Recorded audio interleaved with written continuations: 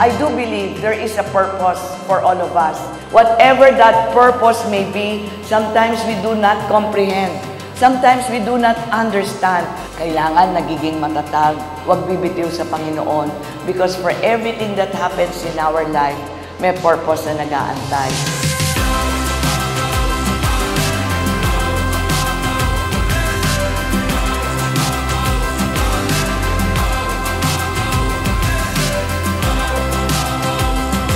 So to all of us serving our people sa City Government of Tarlac, let us all be workers in the vineyard of our Lord.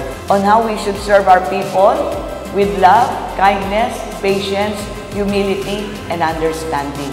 Thank you, Lord, for the grace to serve our people. And let us all do our task patiently with love and humility.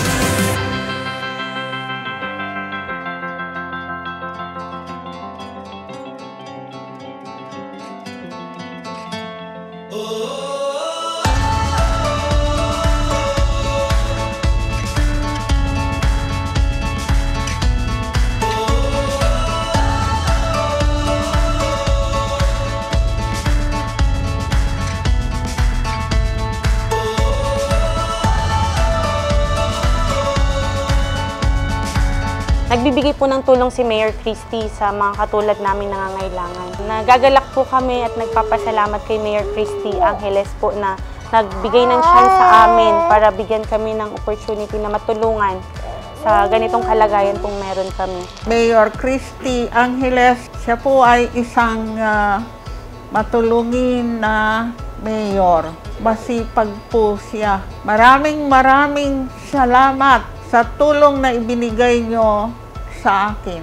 Maganda yung pag-i-interview ni Mayor kasi hindi mahirap lapitan na ang pagsasalita niya parang magkapatid kayo o kaya anak mo lang siya. Ganun. Na-observe po namin si Mayor. Parang hindi siya nag-aatubili. Talagang nakikipagkamay siya. Tapos humaharap siya. Nakita ko po, ay, totoo. Talagang walang arte, ganito, ganyan.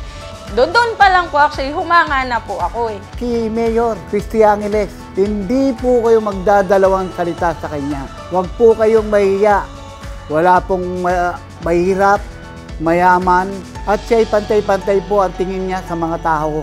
Wala pong palakasan dito.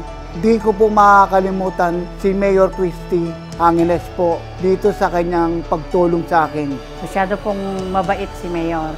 Mababa po yung loob niya. Hindi po siya pumipili ng mga tao. Lahat po tinutulungan niya. Mayor Christy, miss na ka na po namin na tiga Victoria. Dahil ang bait po nyo at saka very cool po kayong kasama. Hindi nyo po pinipili kung sino po ang tinutulungan nyo. Halos pantay-pantay po ang tingin nyo sa mga tao. Siguro masasabi ko isang anghel po siya na kung saan tumutugon sa pangangailangan ng mga taong nangangailangan. Isang anghel na kung saan taus-puso po siyang bukas palad na handang tumulong po. Taus-puso akong nagpapasalamat sa inyo, Mayor Christy Angeles. Napakasaya ko kasi nga nakadaupang palad ko ang isang mayor na matulungin sa buong Tarlac City. Isang mayor na maasahan, mapagkawang gawa.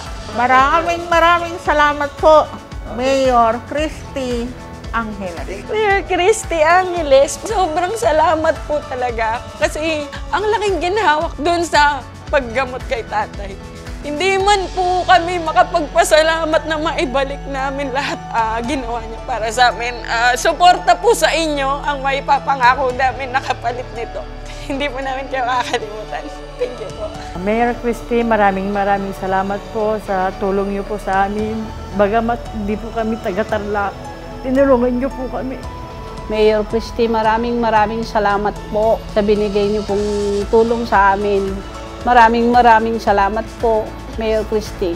Marami pong salamat, Mayor Christy Angeles. Sana po sana po ng mayor, kamukha nyo at ang mga tao lalapit dito po sa inyong opisina. Mabait po ang ating mayora. Maraming po salamat. Sana po marami pa po kayong taong matulungan. God bless po sa inyo at palagi po kayo mag-ingat. Mabuhay po kayo.